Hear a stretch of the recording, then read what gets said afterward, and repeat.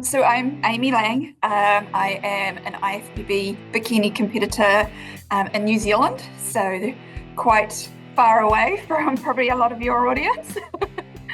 I've been competing now for 2 years on stage.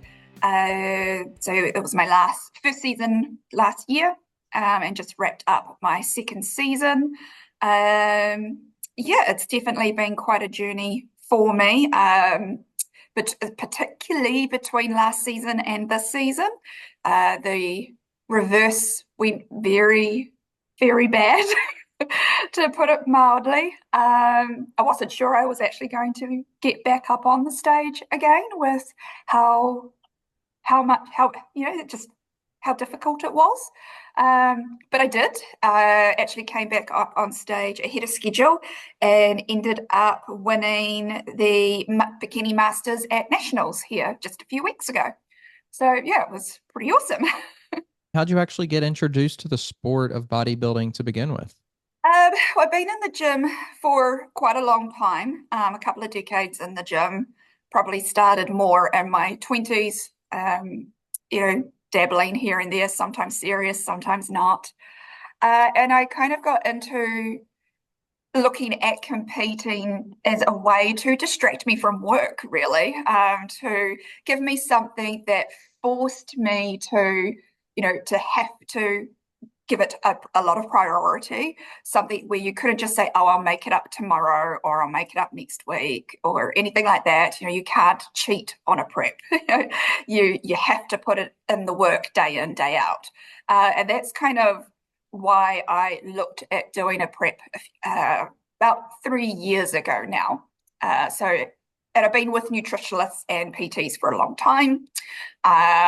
So I had already was with a nutritionist who did bodybuilding as well. So we just kind of changed tack and started a prep. I didn't end up competing that year though. And then at the end of that, I had a little bit of a break and then signed up with my character coach now, who's Frank Carroll. I was already seeing his wife, who is a posing coach and an Olympian, actually. For you, having those people around you who had that experience and really knew what they were talking about, knew how to maybe guide people, how has that really influenced your journey and how do you feel like that's kind of, rubbed off on you? I think what obviously it helps a lot. You get exposed to what it really takes, and it laid a very good foundation for me, particularly with knowledge around food and nutrition, because I had seen sports nutritionists for so long. And yeah, and I guess probably a really big thing is just education wise. So I'm someone who will always be asking, well, why are we doing that? Why, what does this mean? So I would do that with nutritionists. I will do that with my coaches now, but I will also do it just on my own. So I will spend a lot of time researching, listening to podcasts, looking to people who are more experienced. And it doesn't have to be within bodybuilding. It's just anything kind of health, fitness related, nutritional wise, cellular medicine, anything like that. I kind of deep dive right into it and yeah, try to take on the view that it's a responsibility that you have to yourself to know what you're getting into. And just to always be questioning why and to understand why you're doing something rather than just blindly doing it because somebody said so. How do you manage all that information that you're kind of taking in and figure out how you want to maybe test it out and then what kind of fits in best? Are you a personal trainer, online fitness coach, or gym owner on the verge of burnout? Are you wanting to grow your fitness business but can't add more hours to your hectic schedule? Introducing Trainer Revenue Multiplier, the premier wealth creation system for fitness professionals that helps you earn more and work less. Visit www.trainerrevenuemultiplier.com today to schedule your free business accelerator session. If you're serious about taking your business to the next level, schedule your call today. Yeah, I think it does need to fit in with what you're doing as well. And you don't want to take things blindly at face value because everything is overwhelming. You'll be taking thousands of different supplements a day. But But I think as you kind of navigate more into it, it's easier to look at things and say, okay, well, this one actually, this makes sense. And this person isn't trying to sell something here. They haven't got their name on a product. There's no affiliate code. That to me is a red flag. Proprietary blends where they don't tell you what's actually in something is a red flag. And so that's, yeah, I think, start small, start at the basics, look at, things like sleep. We don't sleep properly, and it's so undervalued, but it's one of the most important things that we can do for our bodies and our minds. So what are the things that will actually really help with that, whether or not it's something to help you sleep or sleep routines or get a longer sleep, whether or not it's, is it stress that's keeping you awake? Well, how can you deal with that stress so that it doesn't keep you awake? Rather than just focusing on how do I sleep? So what's stopping you from sleeping? So I guess looking at it that way, it still can be very, very overwhelming. And I think particularly for someone who might be experiencing a lot of different issues and doesn't have a lot of experience, starting to look at all of this stuff is extremely overwhelming. And I think that's where you need to take cues from some people in this space who are educators, who have that, that credibility about them, and then just start listening to what they have to say and go from there. And it's one of the great things and great negatives of social media, right, is that you have access, or the internet in general, is that you have access to all this information, but it is overwhelming. And you get that paralysis by analysis kind of thing, where there's hundreds of different things you could be doing, and so you don't do anything because you don't know which one. And I think just for that, you just got to start small and pick one thing and try it out. And if it works, great. If it doesn't, try something else. But I think it's just try, and don't worry about doing everything right or the best way. Do what seems right for you, what's going to, because there's no point saying do something this way if it's totally unsustainable for you. You're not going to stick to it. So do what you can as well as you can, and you're still going to be better off than what you currently are. It's kind of something you touched on at the beginning of why bodybuilding kind of, piqued your interest a little, is because it was something that you could do that would make you kind of stick to, be consistent and stick to those things. Is that something that you found to be true when you first got into it? Is that it really did give you this ability or this opportunity to be consistent and have a purpose and a goal that you could shoot forward and stay consistent? Or what was that initial experience like for you getting into it? For me getting into it, was a bit of a mixed bag. It definitely did give me a bigger goal and, more purpose. But did I stick to it all the time? No. That has definitely been a journey to get to that stage as well, where I was completely committed. I was mostly committed, but not to the point where I needed to be in order to get up on stage. That was a journey that took probably a good year or so, working through that. But in the end, yes, it definitely did. What were some of those hurdles that you had to overcome? And then how did you overcome that? And what did you learn from that? So my biggest hurdle was I have a history of binge eating. And that got worse during the initial stages of prep.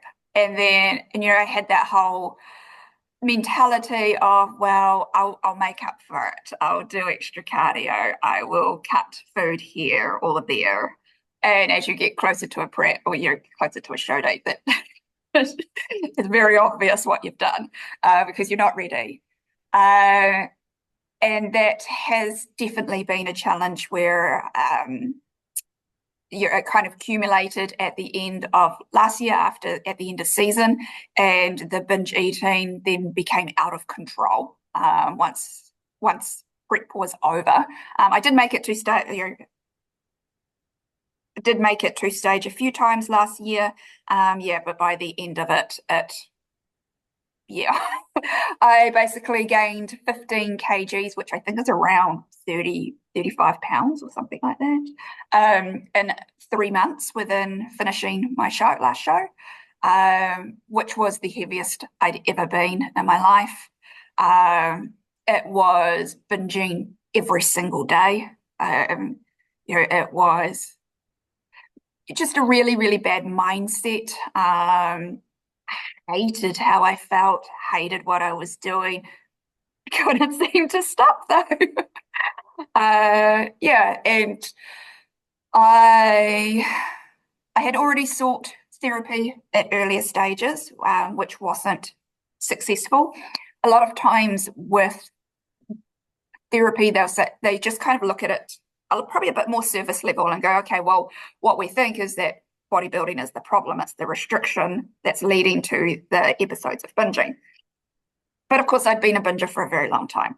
So their solution would be, well, stop bodybuilding. So, well, with a binger, you can't, it's all or nothing, right? Because you go all into the binge and then you totally restrict. So saying you can't bodybuild, that's the all or nothing all again then. So if I don't have this, well, why won't I continue to just eat then if I don't have this anymore? So I ended up looking further into it and actually came across a therapy with actually an American. So that was with Celeste Rains-Turk, who is an IFBB competitor herself, as she does a specialized program for athletes who have, eating issues. Specifically, generally around prep. So that was a very intensive time. I won't say that there weren't more binges during that time because there absolutely was, as I dealt with that. But coming out the other side of that, my relationship with food completely changed. Instead of thinking, oh, how do I work this in? How do I cheat? How do I sneak this? It's gone to well, I don't want to try and sneak anything. I don't want to do that. I don't want to restrict myself. I don't want to, just to do it anymore. I kind of think about the food that I would used to eat, and I just don't really even want it. Like I'm like, I don't want to. I don't want to feel like that. Yeah. So that kind of led to a whole other journey. Yeah, and one that I'm very proud of because now I have come out the other side of that horrible mess and much stronger mentally. Went into the prep this year with just a completely different mindset, and because of that mindset as well, my body just relaxed. So I wasn't stressed because I wasn't thinking about food all the time. I didn't have this constant battle going in my head 24/7 anymore. It just wasn't there. And so with my body relaxing, it started just dropping weight like radically. And my coach would increase my food and I would drop more weight, and he would increase my food and I would drop more weight. And yeah, it just got into this epic state where I ended up by the end of prep this year, I was on an additional 1,000 calories per day than what I was last prep, with less than half the amount of cardio. So it was just this whole thing where my body and mind just kind of went, yeah, we've got this. We're happy. We're fine. We're enjoying it. Are you a personal trainer who wants to scale and grow your business online? Have you been coaching online for years, yet don't know how to incorporate online into your current business model? Introducing Trainer Revenue Multiplier, the premier wealth creation system for fitness professionals that helps you earn more and work less. Visit www.trainerrevenuemultiplier.com today to schedule your free business accelerator session. If you're serious about taking your business to the next level, schedule your call today. Looking at, not wanting to, you said just not wanting to eat those foods anymore, not wanting to binge. I mean, is that something that took like an aha moment? Was it this thing that slowly chipped away over time that was like, now I can see it, but I don't really remember when I started to see it or when I stopped seeing it the Yeah, other way? Like yeah, how it's how did exactly that. how did you do, like, not literally, but like how did that happen? How did that and how did that feel when you first experienced that feeling of I don't want that anymore? Yeah, it's hard because I can't really pinpoint exactly when it did happen, when that I think it was gradual. It wasn't something that just happened overnight. It was little by little by little to the point where you're sort of like, oh, hey, I don't I don't usually say no, but I have said no. And I don't feel like I had to say no. I wanted to, which was the difference. And I think it's just been, building on the work through therapy. So a lot of that was around the mindfulness around why are you eating this? How is it making you feel? How do you think it will make you feel? Um, how do you think it will make your body feel? What was your experience when you actually did have it? What are the things that you are proud of? What are the lessons from today? How are you going to carry that on to tomorrow? And yeah, I think just building and building and building on that for months on end just led to this gradual process where yeah, it doesn't even right, it just doesn't even come up anymore. Going back to before, was it something that, what was that sensation? What were the expectations before? Like, was it this thing that you saw as like, hey, I'm doing this because I think it's going to be, it's going to be this positive thing during, or do I feel like it's going to be a positive thing, you know, thinking about it more? Or, I mean, if, just if you want to dive into that, like just to, to help maybe people who are going through something, maybe not even know they're going through it. Like, what Mm. were some of those like signals for you that before you thought like, okay, this is going to be something to, worth doing, or something that I should do, make kind of thinking about it maybe from that perspective, versus now where you see it as like you don't want to do it and you don't need to do it. I think a lot of it was escapism. I was using food as an escape, a way to disassociate, a lot of self-sabotage. I would use it for emotional support as well. So anything really. Sometimes I just wouldn't even know. And I, yeah, it's one of those things where, and it's not just a little bit of food, it's a lot of food. It's the feeling of, just eating until you really literally want to burst and possibly, still eating. Uh, and it's never healthy food. You're never doing this on carrots. It's always on chocolate or chips or anything, along those lines. Peanut butter. Oh, I ate a jar of peanut butter in one sitting. Um, it's a lot of fat in a peanut butter jar. You know you're doing it. You know you shouldn't be doing it. And it is this loss of control feeling. But I think at the time I craved that loss of control. And yeah, I think it was very much disassociation. Interesting. I was listening to this other podcast, and this guy was talking about, this was more, I guess, maybe an addiction, in the addiction kind of thing, but he was talking about that the loss of control, at least he said something like, at least you knew you were in control of losing control, and that felt like some sort of control. Untwisting that is something that, you kind of figured out, or, to at least put yourself in that environment and figure out, how to do this, and how, what's the benefit of doing this, and, what's on the other side of doing this. Was that ever, a thought for you of like, well, what's my life going to be like, or what's, a day going to be like whenever I do get this thing, whenever I do, have control and want the control. Yeah, no, I don't. Like in the moments, you never think like that. Wouldn't think past it, other than try not to think about what it would mean for tomorrow. Um, or just getting your brain to try and rationalize it somehow. But it never was. And afterwards, you would always feel guilt or shame, or and it wasn't things that you would ever do in front of people. It was always hidden. So, looking into overcoming that, is that something that because at first you said the approach was just like very surface level, and it was something that was also to the extreme of like not doing something. And so you felt like that really wasn't going to be beneficial. But how did you end up finding the person that helped you? And then when you were working with this person, what, when they help people, do they have this like, is there a plan like, hey, this is, and I guess maybe it's different for everybody, but maybe even just specifically for you, was it like, hey, was it like a temporary hiatus from certain things, or like, hey, let's focus on maybe some core things and then kind of like slowly go back out to what, you considered normal before and then see what happens, or like how was yours kind of structured in regards to getting to where you wanted to be? Yeah, I found Celeste through podcasts.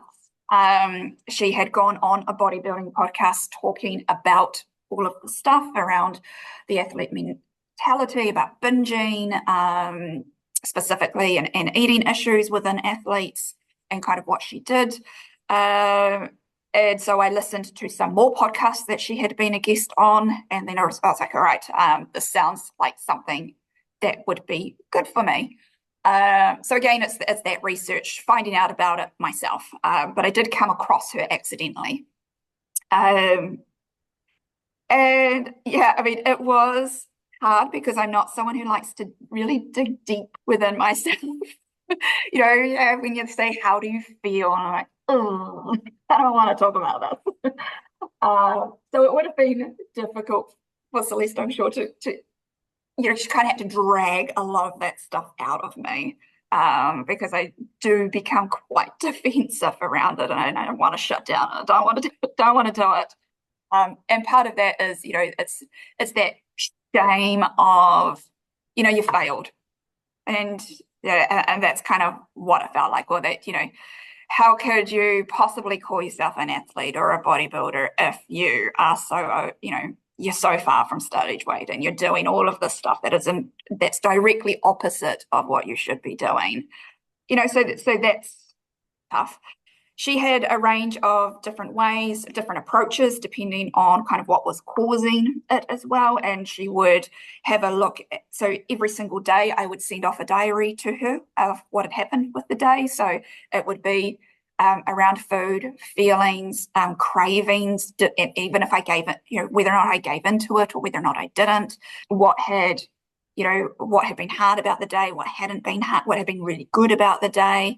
She would learn from what I had been sending her each day, and then kind of go down different paths that she would think would be beneficial for me to look at. And what were my values?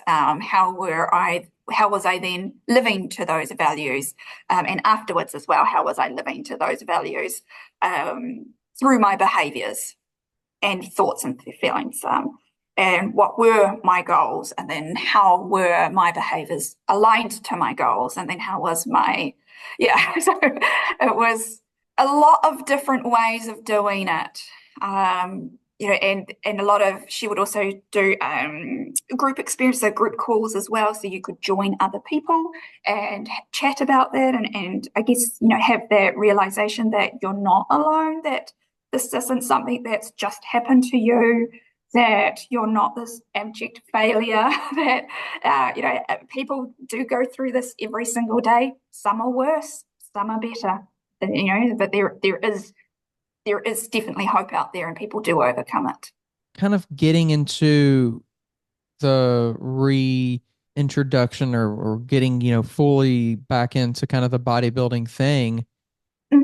was that something that you felt like, very confident, like, okay, I'm here now. I know I'm good with what's going on. I'm going to get back into Mhm. it and it's all going to be good. Or, what were your feelings around getting back into that side of things? Sure. So I never stopped training. I never stopped my check-ins with my coach. So he was there the whole way through, even though he couldn't directly help me with binging. He was still there waiting for me, basically. So he was still in my corner, because I also had the fear of, he's going to drop me for being a bad client, kind of thing, and he would be there reassuring, no, he's not. As long as I was working to, to address issues, he would be there. So in that sense, I never stopped. I was still training every single day, like doing all of my weight sessions. At least the extra calories went somewhere. I may have been a lot bigger, but some of it was muscle. Um, And then, yeah, I mean, at the beginning of the year, we had decided, okay, well, I'd said, I know we're probably not in a good space, but, to even think about a show. And he said, okay, well, let's aim for the last show of this current season, and we'll have that as a goal for you to reach to. And it was quite a fair time away. So that was really good just to have that in the back of the mind, that we were working towards that. And at the same time, addressing that, the binging was getting under control, becoming less and less. And then my body, my mind was just chilling out and starting to really respond to training as well, just start dropping.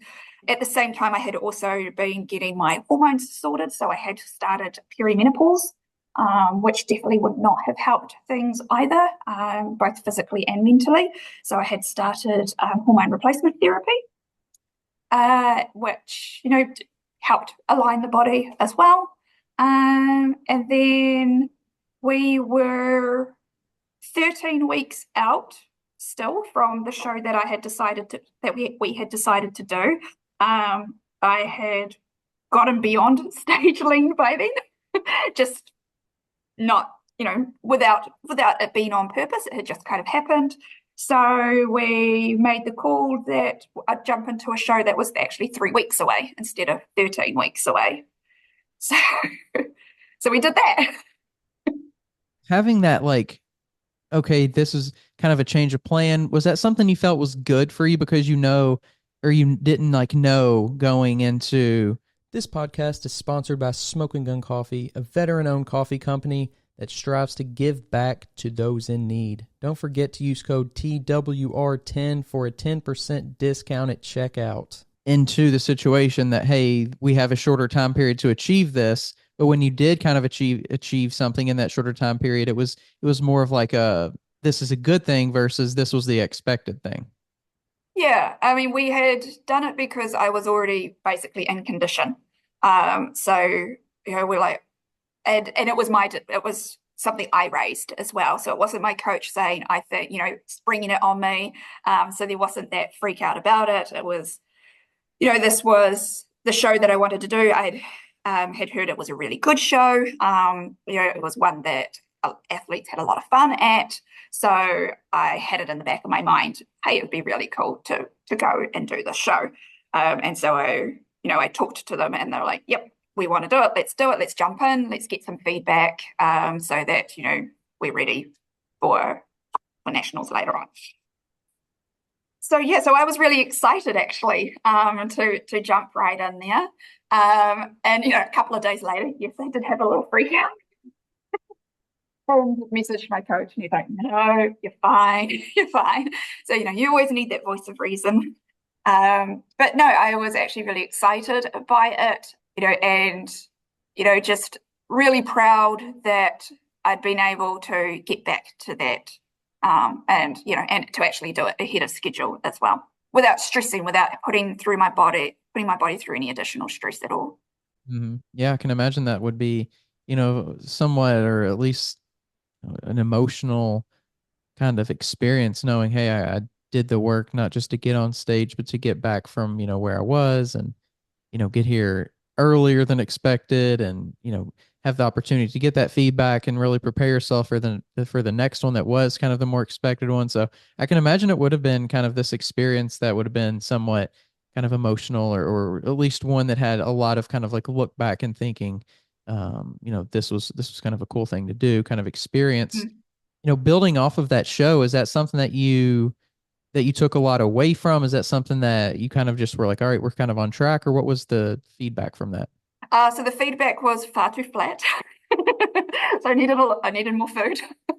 Um, so, but I hadn't told a lot of people of what had been going on before I did that show, of how bad things had become.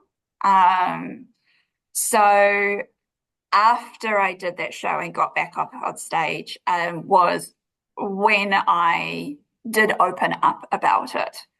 So it was a couple of weeks, maybe a week or so after that show that, I I put it out there why it had meant so much and the journey that it had taken to get there. And that was, I knew it was going to be hard. I knew I was going to get emotional about it, but I didn't kind of realize how emotional I was going to get about it. Yeah, it certainly brought a lot of things to the surface again, but at the same time, when I put it out there, I did have other people contacting me too, and not just not within my own team or even within my country. I had people internationally in that reach out saying that they had had similar experiences and how great it was to see, or they were going through it at the moment, and that, you know, just to see that and to see that I had made it through and was back up showed to them that there was hope and that they could do it. So that was something, yeah, it was really, really special. Was that your motivation kind of behind wanting to share that experience, or what, what was Yeah. maybe because I feel like there's like maybe like a cleansing a little bit sense to it too. Like, Yeah. Yeah, it really was. So it was like closing the door on that chapter for me. So, you know, almost like I've recovered. It's done. Like that, the person who I was then doesn't exist anymore. And at the same time, you know, I always felt like I then had a duty to people, to other versions of me out there who may need that sign or you know, that person to see, you know, because you do feel alone, you do feel ashamed, you do feel guilty. And when you see that there are other people who feel the same way, who are going through the same things, and you know, and then you can see, okay, well, it was crap, it was hard, but now we look at where they are now, and it was worth it. So, you know, I'm going to make it worth it for me too. Don't want it to come across as attention grabbing or look at me, I'm better than whoever. Yeah. past that first show back and getting that feedback, did you have that renewed sense of like motivation? Or It was definitely quite motivating for me. We didn't have any major changes as in training or anything like that, other than needing to boost my calories up and try and fill me out. Because the next show that I'd done 10 weeks after that, while I was fuller, the feedback immediately again was still too flat. And then we only had another week to get me up. But it was certainly a better condition than what it had been the 10 weeks previous.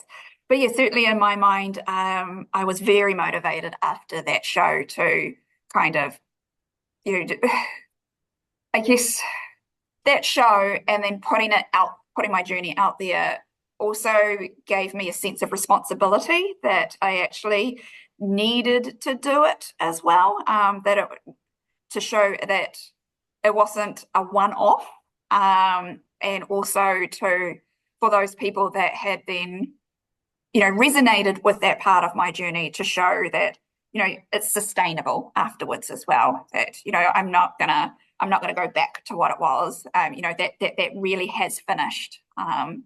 Yeah, so I do feel that sense of responsibility as well. It actually was motivating. It didn't feel like a drain. It felt like a motivator.